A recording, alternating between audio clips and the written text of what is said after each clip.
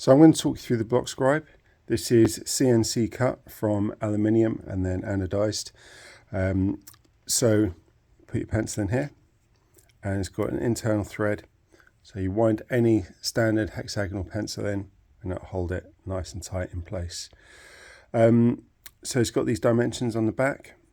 So each dimension is the distance from this face to the center of your pencil.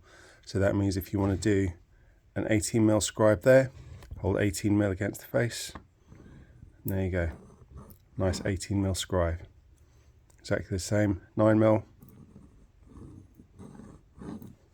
and that scribes around your workpiece nicely. This one here is a Block Scribe Junior, and that is exactly the same design, but it's just got smaller measurements on, so 6, 8, 10, 12, 14 and 16mm. So they are the Block Scribe and the Block Scribe Junior, available on our site TF Tools.